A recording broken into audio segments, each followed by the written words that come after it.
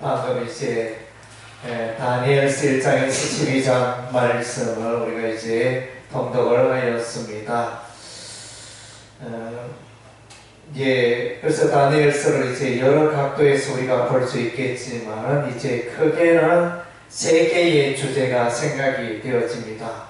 첫째는 이제 하나님의 방법대로 경건하게 신실하게 살아가는 자들을 소개하고 있습니다. 이스라엘 백성들이 지금 이제 바벨론의 포로가 되어 살아가는 그런 상태였습니다. 힘들고 어려운 때였지만, 그래서 세상과 타협하면서 쉽게 살 수 있는 그런 환경이었지만, 그럼에도 불구하고 여전히 하나님의 방법대로 경건하게 살아가고 하나님의 말씀대로 살고자 하는 이런 사람들을 소개하고 있습니다.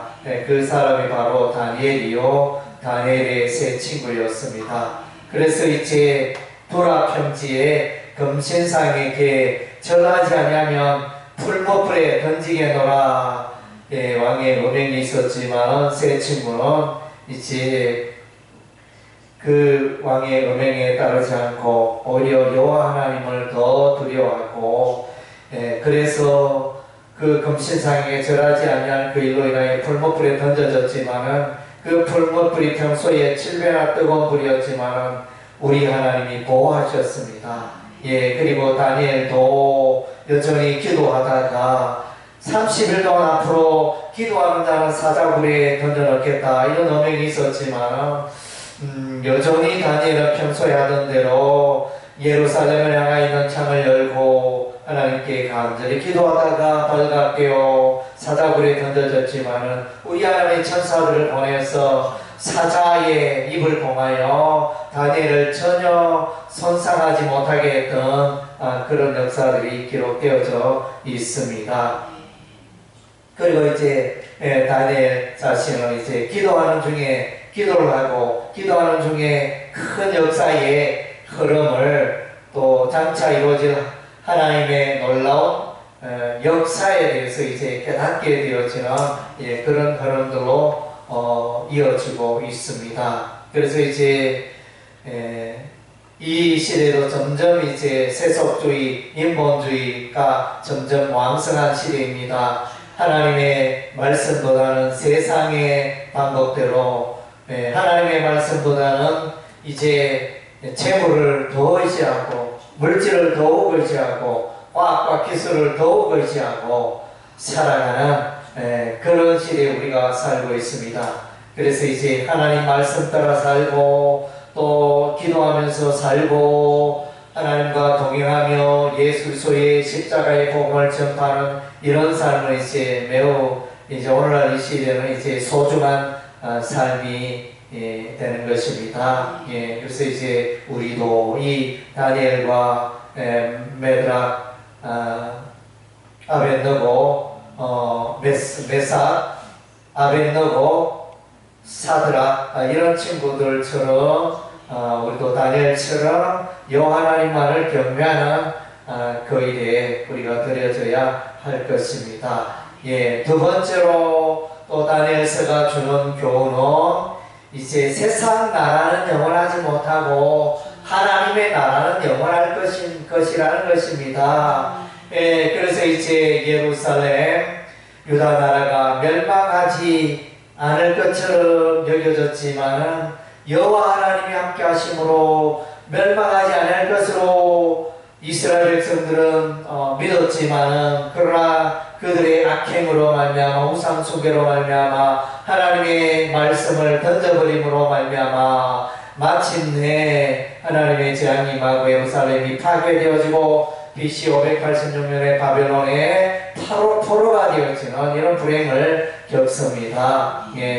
그래서 이제 그런 아픔들이 있었지만 세상 나라가 더 강하고 바벨론 나라가 이스라엘을 유다를 집어삼키고 그래서 이제 세상 나라의 세상이 강력한 강대국의 나라가 되었습니다. 이 예루살렘을 무너지게 한 바벨론도 이제 메대와 바사 페르시아에 의해서 이제 무너지게 되어집니다. 이 페르시아 세력도 헬라 제국에 무너지고, 헬라 제국도 로마 제국에 무너지고, 로마 제국도 이제 마침내 하나님의 심판을 받게 될 것입니다. 그래서 세상 나라는 영원하지 못하다. 그것이 이제 바벨론이 이제 그 바벨론의 느부갓네살 왕이 꾸었던 꿈이었습니다.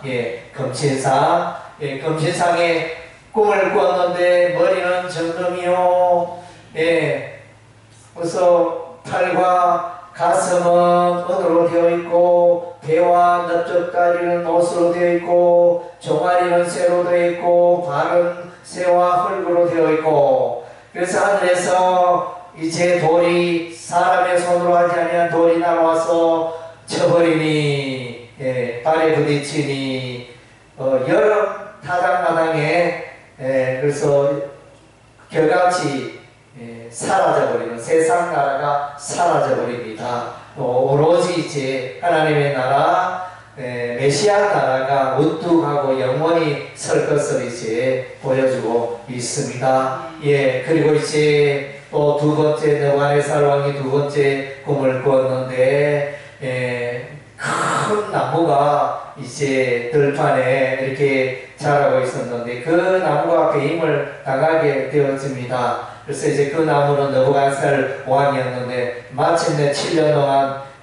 쫓겨나게 되고 왕궁에서 쫓겨나가 들짐승처럼 살게 되어지는 그런 이제 일들이 일어나게 되었는데, 이것은 무엇을 말합니까? 느부갓네살 왕이 이제 그 자신의 또 이렇게 열방 나라를 정복한 부귀 영화를 모은 그것을 보고 내 힘으로 내가 이것을 다 이뤘도다 이렇게 말하는 순간 순식간에 이제 넘어집니다. 패망이 이루고 쫓겨나고 왕궁에서. 그래서 이제 이거 무엇을 말합니까? 진실로 세상 나라는 영원하지 못하고, 세상 왕은 영원하지 못하고, 세상 나라를 세우고 세상의 왕을 세우는 분이 여호와 하나님이시라는 것입니다. 예수님이시라는 것입니다. 그래서 이제 다니엘서에 중간에 보면 이제 다니엘서의 7장에 보면 이제 하나님의 보좌가 나타나잖아요. 인자 같은 이가 하늘 구름을 타고 와서 예전부터 항상 계신 이니 그 보좌 앞으로 인도되어져. 그래서 이제 여기에 세상 나라, 세상을 이우주 만물을 다스리는 그 이제 보좌가 있는 것입니다. 하나님께서 이 세상 나라도 다스리고, 하나님의 나라도 다스리고, 하나님의 교회도 다스리고, 모든 것이 이제 만성 하나님의 손 아래에 있다는 것입니다. 비록 지금은 이제 예루살렘과 유다와 이스라엘 백성들의 바벨론의 포로로 있지만은, 그러나 이제 예레미야 선지자가 예언한 바 70년 세월이 지나니 다시 회복되어 이제 포로기한이 이루어지는 것입니다. 도저히 불가능할 것 같은 일들이 이제 마침내 이루어진 것입니다. 그래서 이제 하나님의, 다니엘서는 하나님의 절대 주권, 하나님의 통치, 세상 나라는 무너지고 하나님의 나라는 승리하게 되고 영원하고, 그래서 요한계시록의 말씀이 그러하잖아요. 세상의 세력들은, 사단 마귀와 결탁한 세상의 세력들은 패망하나 하나님의 나라는 예수께서 재림하셔서 이제 이 세상을 심판하시고 영원한 하나님의 나라로 인도하시고 영생의 나라로 인도하고 하나님의 교회 백성이 승리하는 장면이 이제 요한계시록에 기록되어 있는 것입니다.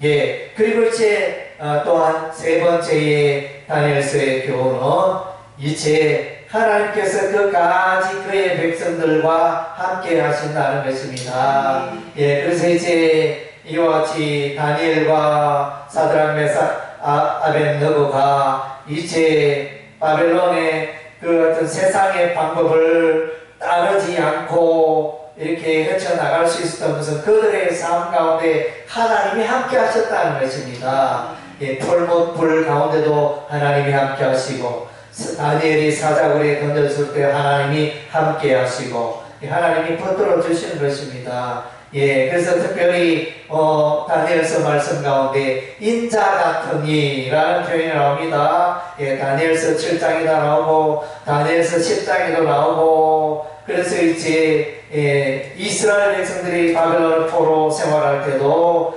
이제 예수님께서 인자 같은 이 메시아, 비록 이제 성육신 하신 분은 이제 신약시대 예수님이 오시지만 구약에도 보면 이제 사람의 형상으로 모양으로 예수님이 일하신다는 것입니다.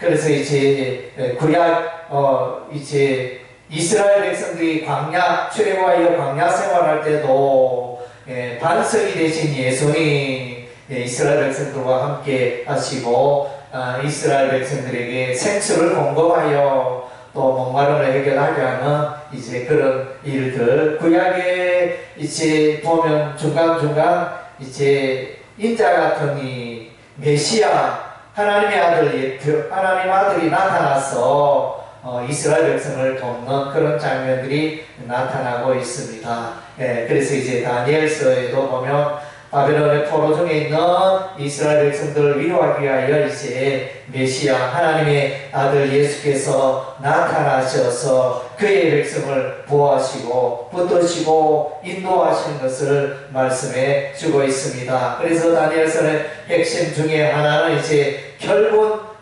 이런 일들을 통하여 메시아의 나라로 나아가게 하는 것입니다. 비록 메시아가 오셔서 참 소망이 되게 하시고 참 승리의 삶을 살아가도록 도와주신다는 그런 내용이 이제 다니엘서에 기록이 되어져 있습니다.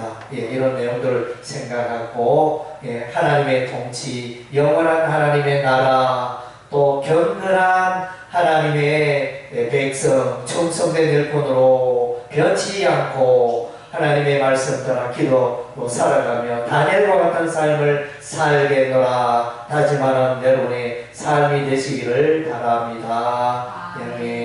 기도하겠습니다.